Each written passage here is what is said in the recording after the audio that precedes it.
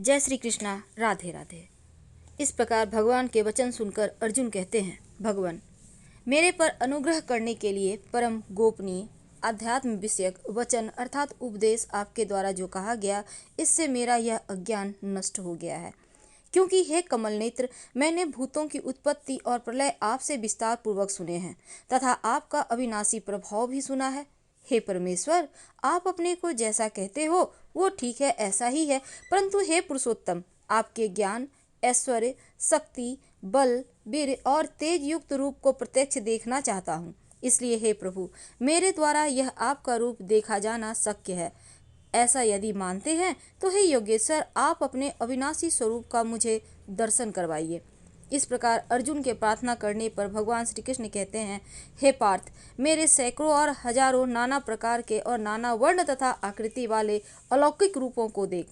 हे भरतवंशी अर्जुन, मेरे में आदित्यों को अर्थात अदिति द्वारा 12 पुत्रों को, 8 वसुओं को, 11 रुद्रों को तथा दोनों अश्विनी कुमारों को और 49 मरुदगणों को देख तथा और भी बहुत से पहले ना देखे हुए आश्चर्यमय रूपों को देख। हे गुडाकेश, अब इस मेरे शरीर में एक जगह स्थित हुए चराचर सहित संपूर्ण जगत को देख और जो भी कुछ देखना चाहता है सो देख, परंतु मेरे को इन अपने प्राकृत नेत्रों द्वारा देखने को निसंदेह समर्थ नहीं है। इसी से मैं तेरे लिए दिव्य अर्थात अलौकिक चक्षु देता हूँ, इससे तू मेरे प्रभाव को, योग शक्ति को देख।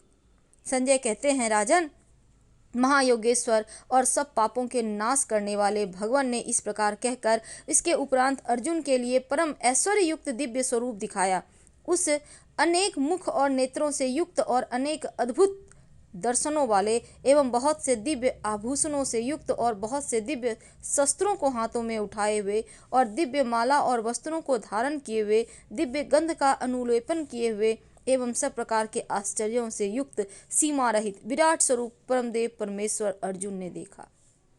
हे राजन, आकाश में 1000 सूर्यों के एक साथ उदय होने से उत्पन्न हुआ जो प्रकाश होवे, वह भी उस विश्वरूप परमात्मा प्रकाश के सदृश कदाचित ही होवे। ऐसे आश्चर्यमय रूप को देखते हुए पांडुपुत्र अर्जुन ने उस काल में अनेक प्रकार से विभक्त हुए अर्थात पृथक पृथक हुए संपूर्ण जगत को उस देवों के देव भगवान श्री कृष्ण के शरीर में एक जगह स्थित देखा। उसके अनंतर वह आश्चर्य से युक्त हुआ हर्षित रोमों वाला अर्जुन विश्वरूप परमात्मा को श्रद्धा भक्ति से सिर से प्रणाम करके हाथ जोड़ते हुए कहता है, हे देव, आपके शरीर में संपूर्ण देवों को और अनेक भूतों के समुदायों को, कमल के आसन पर बैठे हुए ब्रह्मा को, महादेव को और संपूर्ण ऋषियों को तथा दिव्य सर्पों को देखता हूँ। हे संपूर्ण विश्व के स्वामिन, आपको अनेक हाथ, पेट, मुख, नेत्रों से युक्त और सब ओर से अनंत रूपों वाला देखता हूँ। हे विश्वरूप, आपके न अनंत को देखता हूँ, न मध्य को और न आदि को देखता हूँ। हे विष्णुवो, आपको मैं मुकुट युक्त, गदा युक्त, चक्र युक्त और सब ओर से प्रकाशमान तेज का पुंज प्रज्वलित अग्नि और सूर्य के सदृश ज्योति युक्त, देखने में अति गहन और अप्रमेय स्वरूप सब ओर देखता हूँ। इसलिए हे भगवान, आप ही जानने योग्य परम अक्षर हैं अर्थात परम ब्रह्म परमात्मा है और आप ही इस जगत के परम आश्रय हैं तथा आप ही अनादि धर्म के रक्षक हैं और आप ही अविनाशी सनातन पुरुष हैं, ऐसा मेरा मत है।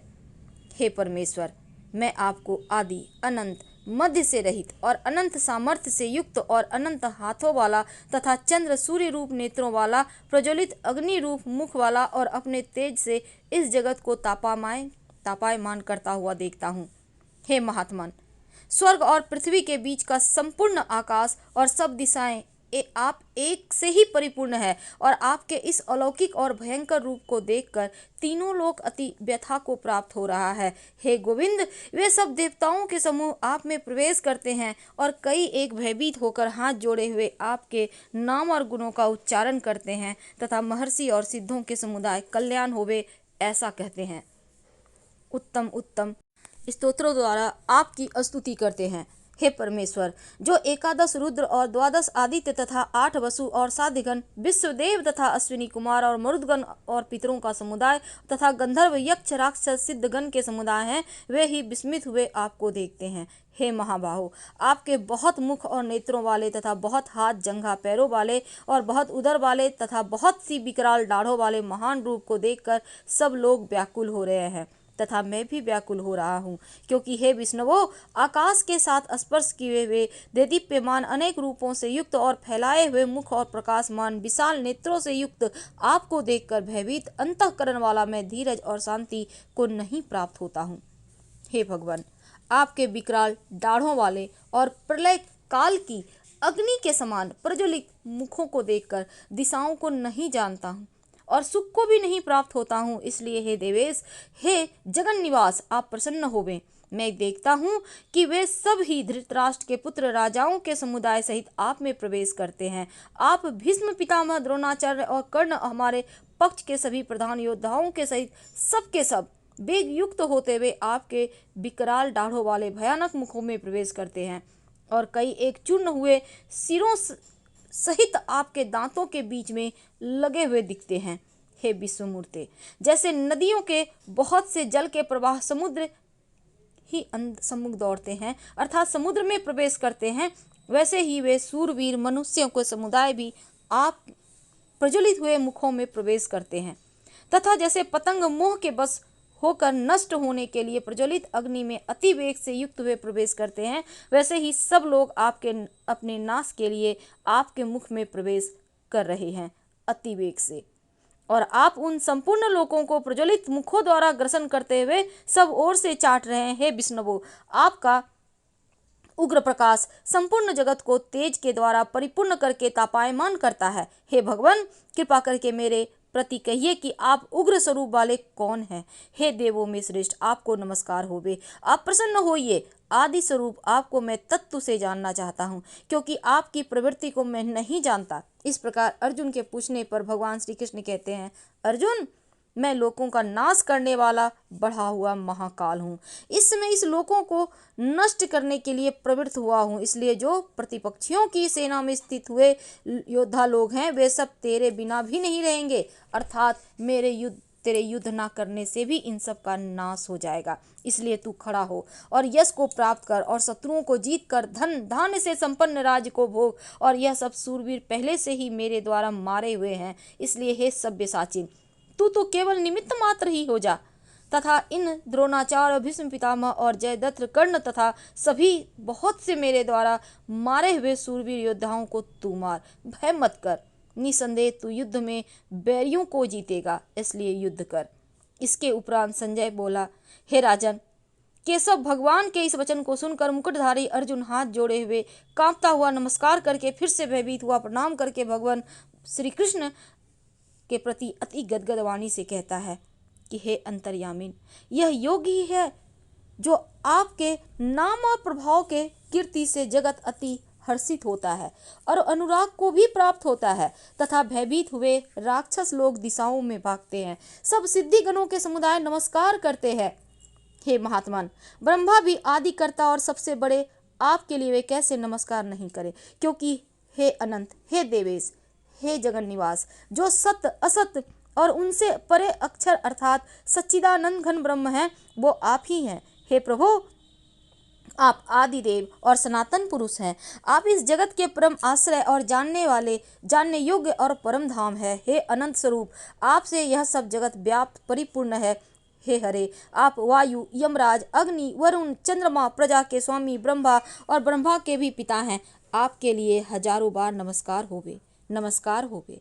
आपके लिए फिर भी बारंबार नमस्कार होवे। हे अनंत समर्थ वाले, आपके लिए आगे से और पीछे से नमस्कार होवे।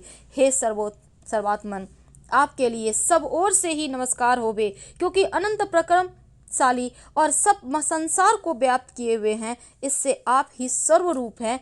हे परमेश्वर, सखा ऐसे मानकर आपके इस प्रभाव को न जानते हुए मेरे द्वारा प्रेम से अथवा प्रमाद से भी हे कृष्ण, हे यादव, हे सखे, इस प्रकार जो कुछ हठपूर्वक कहा गया है, और हे अच्युत, आप हंसी के लिए विहार, शैया, आसन, भोजन आदि में अकेले अथवा उन सखाओं के सामने भी अपमानित किए गए हैं, वह सब अपराध और प्रमेय स्वरूप अर्थात अचिंत्य प्रभाव वाले मैं आपसे क्षमा कर मांगता हूँ।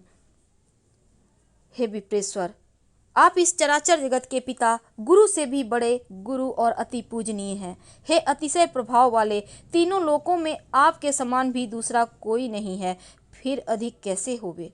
इससे हे प्रभु, मैं शरीर को अच्छी प्रकार चरणों में रखकर और प्रणाम करके स्तुति करने योग्य और आप ईश्वर को प्रसन्न होने के लिए प्रार्थना करता हूँ। हे देव, पिता जैसे पुत्र के और सखा के और पति जैसे प्रिय स्त्री के साथ ही आप भी मेरे अपराध को सहन करने के लिए योग्य हैं। हे विश्वमूर्ते, मैं पहले से न देखे हुए आश्चर्य में और आपके इस रूप को देखकर हर्षित हो रहा हूँ। मेरा मन भय से अति व्याकुल भी हो रहा है, इसलिए हे देव, आप उस अपने चतुर्भुज रूप को मेरे लिए दिखाइए। हे देवेश, हे जगन निवास, प्रसन्न होइए। हे विष्णुवे, मैं वैसे ही आपको मुकुट धारण किए हुए गदा चक्र हाथ में लिए हुए देखना चाहता हूँ। इसलिए हे विश्वरूप, हे सहस्त्रबाहो, आप उस ही चतुर्भुज रूप से युक्त होइए। इस प्रकार अर्जुन की प्रार्थना को सुनकर भगवान श्री कृष्ण कहते हैं, हे अर्जुन, अनुग्रह पूर्वक मैंने अपनी योग शक्ति के प्रभाव से यह मेरा परम तेजोमय, सबका आदि और सीमा रहित विराट रूप तेरे को दिखाया है, जो कि यह सिवा तेरे दूसरे ने पहले कभी देखा ही नहीं। हे अर्जुन, मनुष्य लोक में इस प्रकार विश्व रूप वाला मैं न वेद और यज्ञों के अध्ययन से तथा न दान से, न क्रियाओं से और न उग्र तपों से और ही तेरे सिवा दूसरों से देखा जाने को शक्य हूँ। इस प्रकार मेरे इस विकराल रूप को देखकर तेरे को व्याकुलता ना होवे और मूढ़ भाव भी ना होवे और भय रहित प्रीति युक्त मन वाला तो उसे ही मेरे इस शंख चक्र गदा पद्म सहित चतुर्भुज रूप को फिर देख। इसके उपरांत संजय बोले, हे राजन, वासुदेव भगवान ने अर्जुन के प्रति इस प्रकार कहकर फिर जैसे ही अपने चतुर्भुज रूप को दिखाया, फिर महात्मा कृष्ण ने सौम्य मूर्ति होकर इस भयभीत हुए अर्जुन को धीरज दिया। इसके उपरांत अर्जुन कहते हैं, हे जनार्दन, आपके इस अति शांत मनुष्य रूप को देखकर अब मैं शांत चित्त हुआ और आप अपने स्वभाव को प्राप्त हो गया हूँ। इस प्रकार अर्जुन के वचन को सुनकर भगवान श्री कृष्ण कहते हैं, अर्जुन, मेरा यह चतुर्भुज रूप देखने को अति दुर्लभ है, यह जिसको तुमने देखा है, क्योंकि देवता भी सदा इस रूप को दर्शन करने की इच्छा वाले हैं। हे अर्जुन, न वेदों से, न तप से, न दान से और न यज्ञ से इस प्रकार चतुर्भुज रूप वाला मैं देखा जाने को शक्य हूँ कि जैसे मेरे को तुमने देखा है। परंतु हे श्रेष्ठ तप वाले अर्जुन, अनन्य भक्ति करके तो इस प्रकार चतुर्भुज रूप वाला मैं प्रत्यक्ष देखने के लिए भी और तत्व से जानने के लिए और प्रवेश करने के लिए अर्थात एक ही भाव से प्राप्त होने के लिए भी शक्य हूँ।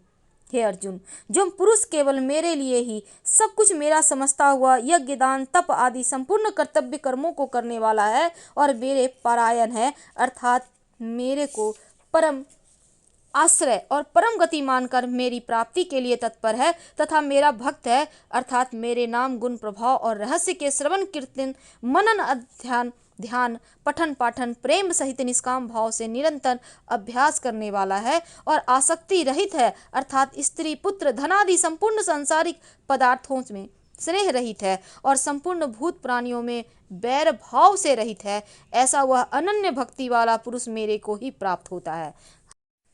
हर हर महादेव।